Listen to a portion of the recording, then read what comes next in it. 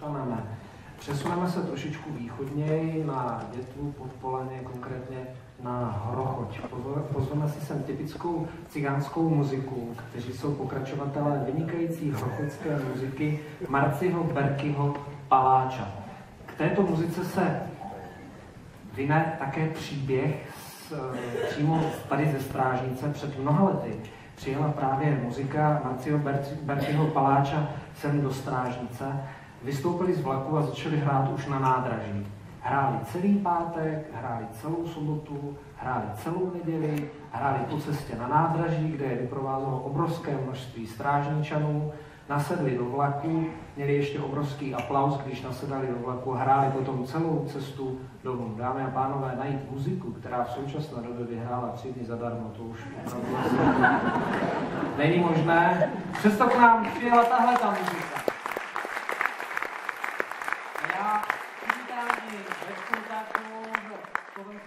Rozhlasu Banská Bystrica. Betko, vy jste člověk, který tomu asi nejvíc rozumí, tady té muzice, a který o téhleté muzice nejvíc ví, protože jste, mám pocit, že měla spolupodílnictví na vydání CDčka. Tak co nám o nich prozradíte? Dobrý večer, no neviem, či tomu rozumiem najviac, lebo to je hudba, ktorej sa človek učí rozumieť celý život. A v prvom rade sa chcem teda pekne poďakovať aj za Paľáčovcov, za pozvanie, lebo mám pocit, že sa obnovila taká naozaj krásna tradícia, ktorá vznikla už v 50. rokoch, kedy hrochotskí cigáni chodili do Strážnice a na Moravu a opačne. Moravania, Brňáci, bratia Holí, Jaroslav Jurášek a ďalší zase chodili na Hrochoť. A teda to sú veľké príbehy, čo sa o tomto rozprávajú. Takže my sme teraz prišli vlastne s najmladšou, aj keď nie úplne generáciou Paľáčovcov, lebo ešte sú aj menší, čo hrávajú. No a títo Paľáčovci sú v podstate, ja som to vyrátala tak, že je to 7. generácia tých, ktorí pokračujú v tej hudobnej tradícii, ktorá je na Hrochoti veľmi silná. Je to sláčiková hudba, tak ako vznikla v 19. storočí, vraj hráva nejaký Ridzáň, rišavý cigán s kečkami, s tými vrkvočikmi zapletenými, tak odvtedy sa tá hudba traduje, o ktorej teda vieme, až sa dotradovala sem. A je to neuveriteľné, ale v roku 2014 existuje na Slovensku jedna z takýchto posledných kapiel, ktorá akoby patrila do starého sveta. Tým nechcem povedať, že Paľačovci žijú niekde na Salaši alebo niečo podobné, to vôbec. Oni sú v podstate tak trochu deti popkultúry, a o modernom svete teda toho vedia o mnoho viac ako ja, o všetkých možných populárnych hviezdách a majú kerky a neviem, čo všetko sa to teraz nosí, tak na toto oni reagujú, ale zároveň to tak nejak zvláštne sklbujú s domácou hudobnou tradíciou, ktorá je veľmi starobilá a zvláštne je hlavne to, že tá tradícia ako keby dnes nemá v podobe tých miestnych obyvateľov akoby svojich prijímateľov, lebo tie tradičné tanečné a spevné príležitosti miznú a tá hudba ostáva. A ostáva preto, lebo má veľmi dobré živné prostredie medzi miestnymi cigáňmi v tej rodinnej tradícii. A oni hrajú paľáčovský štýl starý, ale zároveň svoj. No, skôr ako zahrajú, ja ich teda ešte predstavím. Predníkom je Dušan Berky Paľáč. Potom tu máme Milana Berkyho z Poník, to je susedná obec. Berky je podozrivé, lebo každý cigán na Hrochoti, aj v Poníkach, aj na Podpolaní je Berky. A to vychádza z toho Ridzáňa, podľa mňa všetko z 19. storočia, oni sú všetci rodina. No, potom je tu Miško Berky, Zachar, nie Berky, ale rodina, bratranec a zároveň syn Vlada Berkyho Paľáča. A zahrajú pohrochocky z kríža, jednak preto, že sa krížia tie dva hlasy tých dvoch huslistov, ale oni tvrdia, že z kríža je to preto, lebo to sú také melódie, kedy sa kontrášom krížili prsty. No tak dúfame, že Mišovi sa budú krížiť správnym spôsobom. No a samozrejme, čo by to boli za hrochoťania, keby nemali rozkazovačov, tak tí prídu potom.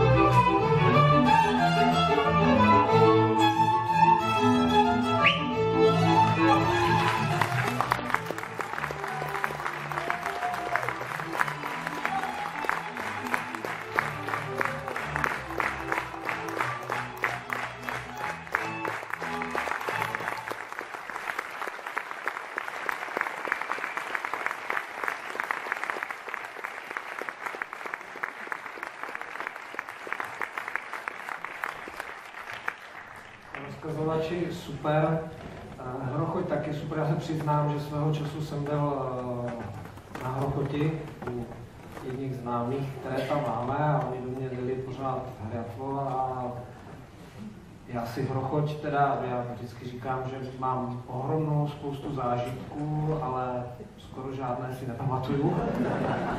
A tak na mě působí i ta muzika, že to se strašně prostě prolívá. Nešlo by to pro nás, Moraváky, trošku odseparovat? Kdybyste nám prozradili, co tam krážovou hrají?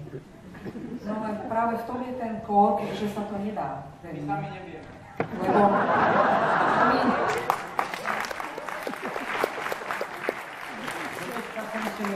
Na Hrochoti jsem dal zbytečně, ale vidím, že oni taky nevědí, že Na Hrochoti je krásne, každý má krásne výkony alebo dojmy, no. Ale Vlado, basista, mi vravel ešte tuto v zákulisí, že počúvaj, my tam budeme ako takí metalisti. Medzi tými Moravakmi. Ja sa im aj nedivím, lebo to je hudba, ktorá stále pôsobí, že sa ide rozpadnúť vlastne, ale furt nejako drží pokope vlastne, že? No, a to isté aj tí rozkazovači.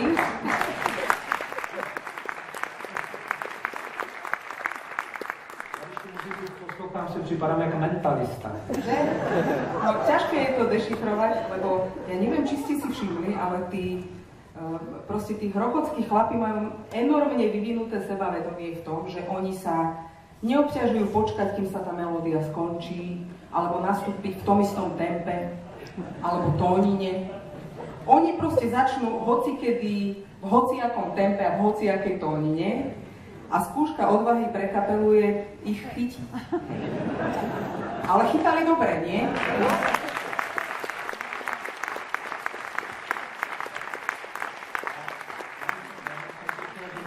Trošku odpočinou a další se vydýchají, že ve Strážnici na festivale je soutěže nejlepšího tanečníka slováckého verbunku a můžu říct, že některý verbiři se taky pokouší tímto způsobem překvapit muziku, jak to je tak. Ja to pozorne sledujem toto. Takže Hrochot i tady. Pozor, ale v tej Hrochoti ja vidím akú takú logiku, ale pri všetkej úcte v tom skákaní tých vašich verbížů ja netuším, podľa akého pravidla sa to odohráva. My taky ne, to je jenom taková hra, oni práve chodí a nás to baví. Takže má to tak byť, je to v poriadku, je to folklór.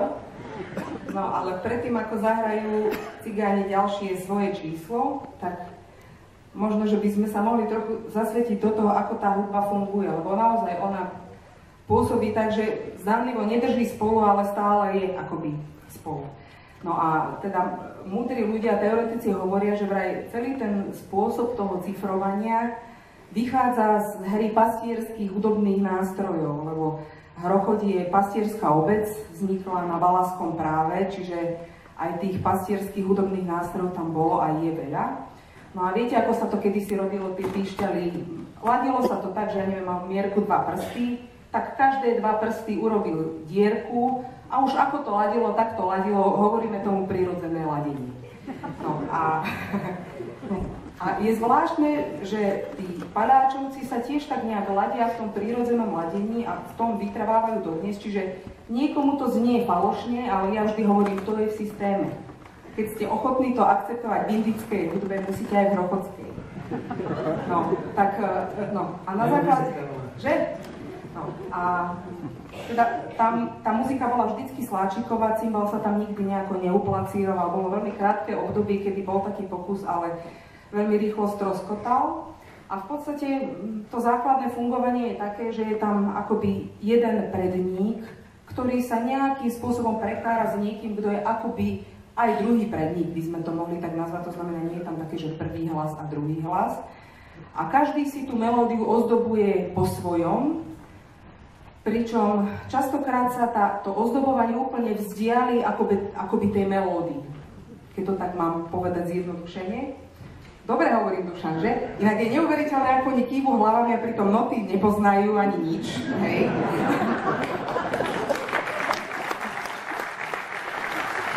Ale nie, Dušan pozná, ale jemu to na nič samozrejme.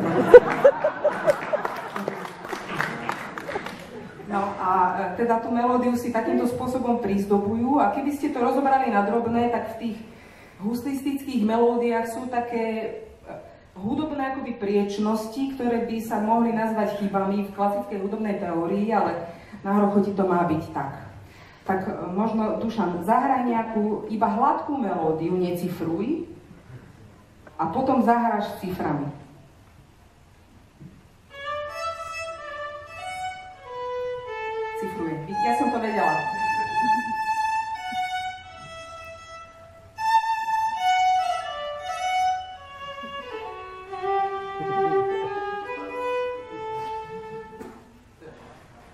Áno, oni hladko hrať nevedia. Polohladká. No a teraz na toto isté zacifruj.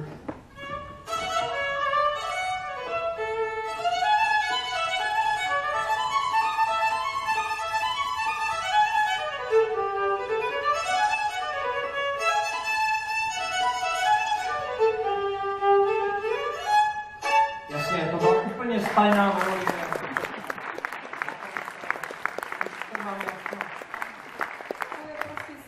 Odrazov, prírazov, nátrilov, všelijakých hudobných ozvob, ktoré oni samozrejme identifikovať nevedia, čo je dobre, lebo keby vedeli, tak by nehrali, podľa mňa. No tak Milan, skús teraz ty zahrať túto melódiu, ako ju ty hráš.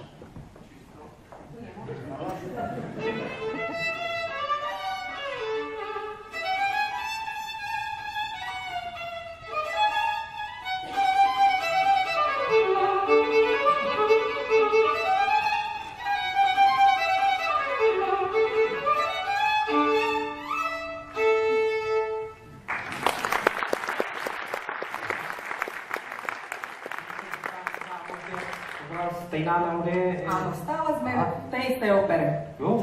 Tak skúste teraz spolu.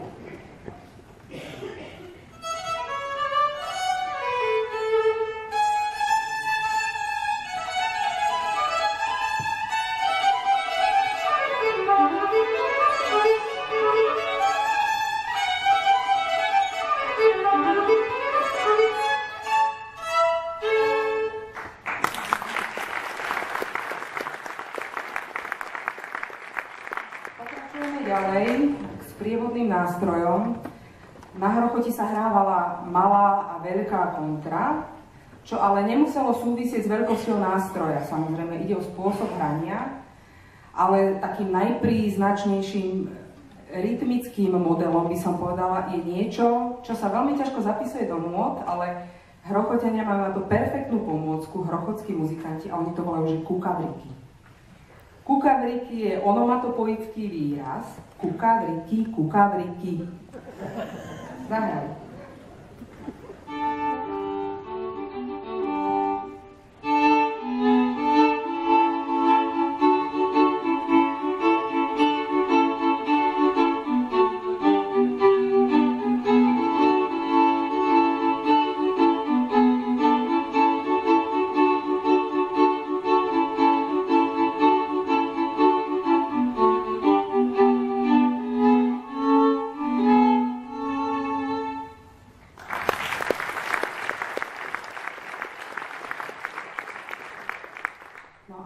Ten, čo tvrdí muziku, je samozrejme basista.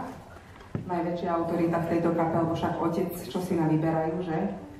No a čo je zaujímavé na tej hrochotskej base, že ona takmer vôbec nespĺňa harmonickú funkciu, čo ale nikomu neprekáža, lebo toto je typ hudby, ktorá je bytostná. To tak má byť. Hej? Že to, tam človeku sa nechce ani špekulovať, či štilizujú viac, menej, či hrajú približnejšie ako ich predkovia, alebo menej. To je také posolstvo, ktoré treba jednoducho prijať, lebo je to takto a inak to nebude. No a taká je aj tá basa, ktorá spĺňa predovšetkým rytmickú funkciu a to je ten metal v tej hrochotskej hudbe. Tak skúste, Duško, zahraj melódiu, Miško, zahraj kontru a Vlado basu.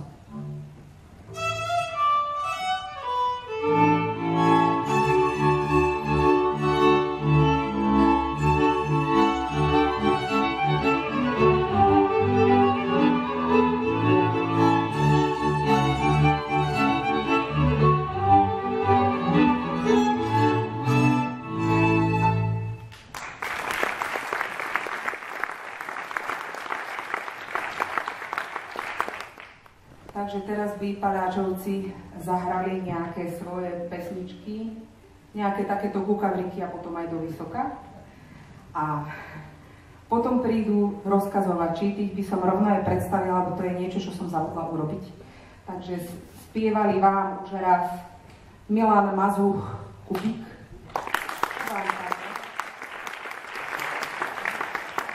Janko Mazuch, Foltaj.